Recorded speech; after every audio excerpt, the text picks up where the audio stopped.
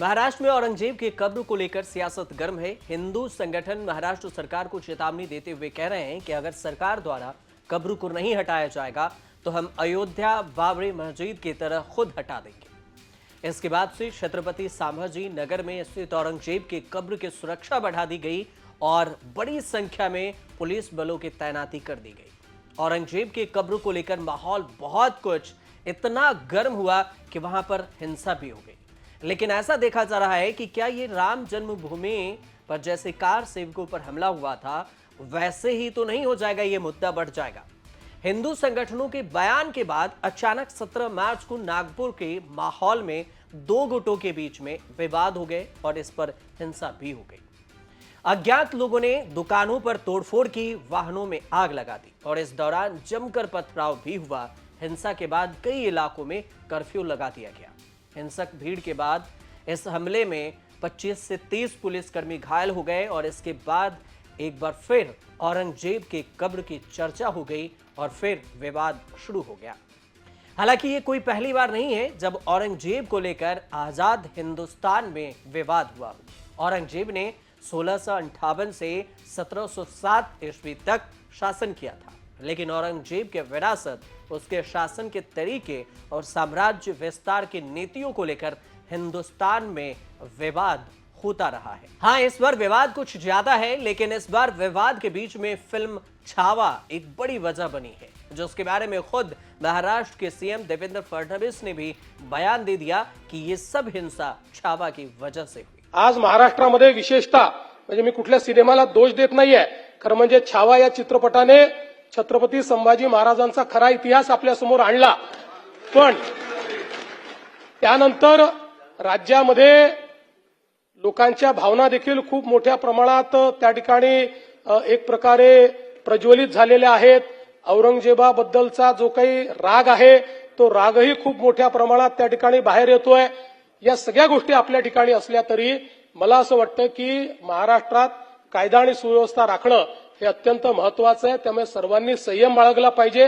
देवेंद्र फडणवीस ने महाराष्ट्र विधानसभा में कहा कि फिल्म में औरंगजेब के खिलाफ लोगों के गुस्से को दिखाया गया और इस वजह से ये लोगों में गुस्सा भड़का। फिर भी सभी को महाराष्ट्र में शांति बनाए रखनी चाहिए। हिंसा के संबंध में 5 अलग अलग एफआईआर दर्ज की गई। सुरक्षा व्यवस्था को ध्यान में रखते हुए 11 पुलिस स्टेशन क्षेत्रों में कर्फ्यू लगाया गया और साथ ही लॉ एंड ऑर्डर को बनाए रखने के लिए एसआरपीएफ की 5 टुकड़ियां तैनात कर दी गई।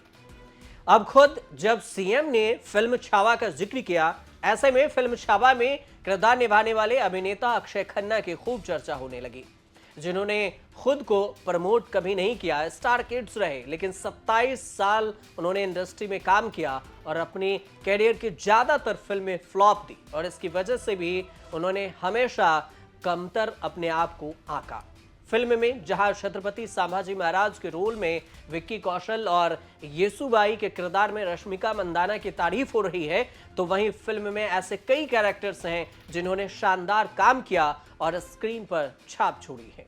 फिर भी चाहे बात कवि कलश के रोल में विनीत कुमार सिंह की हो या फिर औरंगजेब के किरदार में अक्षय खन्ना की ही क्यों ना हो, लेकिन क्या आप जानते हैं कि जिस तरह से अब अक्षय खन्ना की एक्टिंग को पसंद किया जा रहा है, उनकी बात हो रही है, इसके पहले कभी इस तरह से उनकी चर्चा नहीं हुई। एक इंटरव्यू में उनसे जब सवाल किया गया था अक्षय खन्ना से कि अक्षय एक्टर तो बन गए लेकिन स्टार नहीं बने, तो फिर इस पर वो कहते हैं कि मैं अक्सर ये सोचता हूं कि समझो मैं बिजनेसमैन हूं और मेरा एक 500 करोड़ का बिजनेस है। अभी तक मैं रतन टाटा नहीं बनूंगा जब तक, क्या धीरू भाई नहीं बनूंगा जब तक, अजीत प्रेम नहीं बनूंगा तो क्या मैं सक्सेसफुल नहीं हूं?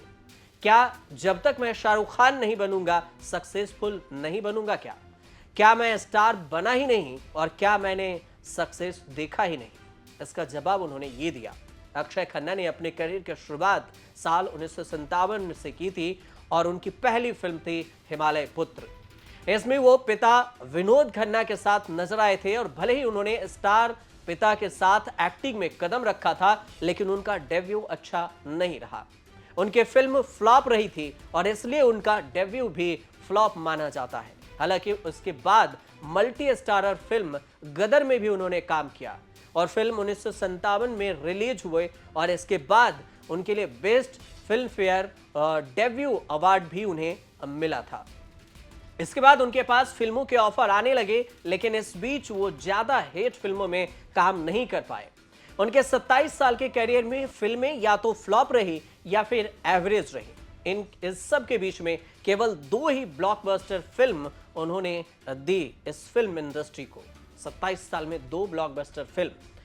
एवरेज देखें तो 8 और 3 सेमी जो फिल्म थी उन्होंने हिट फिल्में दी। इनमें से ज्यादातर फिल्में फ्लॉप रही। उनके फ्लॉप फिल्मों में लंबे लिस्ट है, जिसमें से हिमालय पुत्र, मोहब्बत, डोली सजा के रखना, कुदरत, लावारिश, दहक, इसके अलावा बॉर्डर हिंदुस्तान का, एलओसी कारगिल, दीवार, और इसके अलावा बिग ओवर, हीरोज, शादी से पहले और आपके खातिर, सलामे इश्क, नकाब, गांधी, माय फादर, आजा नचले, शॉर्टकट, इसके अलावा आक्रोश, नो प्रॉब्लम, गली गली चोर है और इत्तेफाक, सेक्शन 375, सब कुशल मंगल, ये सारे नाम हैं फ्लॉप फिल्मों की लिस्ट में। और इसकी वजह से कभी उन्होंने सुपर स्टारडम तक नहीं पहुंच पाए और अंडर रेटेड एक्टर के नाम पर ही खुद को मापते रहे। जब अक्षय खन्ना के करियर में एक ठहराव आने लगा था तो उन्होंने साल 2012 में ब्रेक लेने का फैसला लिया और ब्रेक लिया भी। 2016 में कमबैक किया और इसके बाद प्रभावशाली परफॉर्मेंस के लिए जरूर उन्हें पहचान मिली। फिर अक्षय खन्ना के करियर में वो समय भी आ गया जब उन्होंने अपनी एक्टिंग में स्क्रीन पर कमाल ही कर दिया और ये मौका उन्हें फिल्म छावा में मिला। इसके लिए उन्होंने कड़ी मेहनत की और इसके लिए उन्होंने स्क्रीन पर ऐसी छाप छोड़ी कि सफल हो गए और ऐसी सफलता का स्वाद उन्होंने पूरे करियर में नहीं चखा था।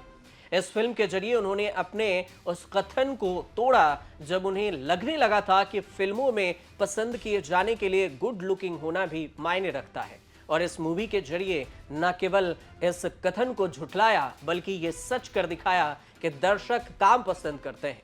हालांकि बाद में कई इंटरव्यूज में वो बोल चुके हैं कि अगर काम आता है तो उसे दिखाने में और दिखने में स्क्रीन पर सफल जरूर होंगे, लोग आपको पसंद जरूर करेंगे। दूसरी ओर मुमकिन है कि इस फिल्म के बाद अक्षय खन्ना तमाम चर्चा से दूर हों और अलीबाग में सुस्ता रहे हों और इसके अलावा या तो गेम खेल रहे हों, थकान दूर कर रहे हों, ग्रीन टी की चुस्की ले रहे हों। अक्षय खन्ना कैसे महसूस कर रहे होंगे, कैसे रिएक्ट कर रहे होंगे, इस विवाद के बीच में इसकी कोई ठोस जवाब नहीं। लेकिन इसकी वजह से एक बार शाहरुख खान ने अक्षय से कहा था, उनके बारे में एक विचित्र सा रहस्य है जो उनकी एक्टिंग में प्रतिबिंब होता है। अभिनेता विनोद खन्ना के बेटे हैं और एक्टर अक्षय खन्ना के पर्सनल लाइफ पर अगर फोकस करें तो प्यार, रोमांस सब कुछ हुआ, लेकिन अब तक शादी नहीं की। अक्षय खन्ना ने फिल्म में एक से बढ़कर एक अभिनेत्रियों को अपनी मनमोहक मुस्कान का दीवाना बनाया और शादी रचाई, लेकिन रियल लाइफ में अभिनेता आज भी अविवाहित है। किसी जमाने में अपने 27 साल बड़ी जयललिता से इश्क में पागल हुए और अक्षय ने उन्हें डेट भी की। हालांकि अभिनेता का नाम बॉलीवुड के 3 अभिनेत्रियों के साथ जरूर जुड़ा। अक्षय की जिंदगी में जैसे ही तारा शर्मा का साया पड़ा था वैसे ही उन्हें दिल दे भी बैठे थे। हालांकि बाद में बात नहीं बनी और इसके बाद अक्षय ने रिया सेन को लव यू हमेशा कहा और पर अभिनेत्री को अच्छा भी नहीं लगा और बाद में उनका ब्रेकअप भी हो गया। इन 2 अभिनेत्रियों से इश्क लड़ाने के बाद अक्षय खन्ना की जिंदगी में एक और नई एक्ट्रेस की एंट्री होती है और जिसका रिश्ता खुद उनके पिता के पास आया था। ये और कोई नहीं बल्कि उस जमाने के स्टार और नंबर 1 अभिनेत्री रही करिश्मा कपूर थी। करिश्मा के पिता रणधीर कपूर ने विनोद खन्ना के घर बेटी का रिश्ता भेजा था, लेकिन जिस कहानी में विलेन कोई दूसरा आशिक नहीं बल्कि खुद लोलो की मां बबीता बन गई और उस समय करिश्मा का करियर पीक पर था। बबीता नहीं चाहती थी कि करियर के इस मुकाम पर करिश्मा शादी करे और उन्होंने इस रिश्ते से इनकार कर दिया। अक्षय ने इतने असफल रिश्तों के बाद शादी ही नहीं की, जिसके पीछे के कारण वह बच्चे पसंद नहीं होते ये भी बताते हैं कि हमें बच्चे पसंद नहीं। अब 49 साल के अक्षय आज भी कुंवारे हैं, बैचलर लाइफ जीते हैं, लेकिन छावा 27 साल बाद एक ऐसे फिल्म दिए जिसकी चर्चा खूब हो रही है और उन्होंने साबित कर दिया कि अगर आपको एक्टिंग आती है तो दर्शक आपको पसंद जरूर करेंगे। आपको ये रिपोर्ट कैसे लगे हमें कमेंट कर जरूर बताइएगा और अच्छी लगी हो तो हमारे चैनल से जुड़िए, सब्सक्राइब कीजिए और देखते रहिए न्यूज़ तक।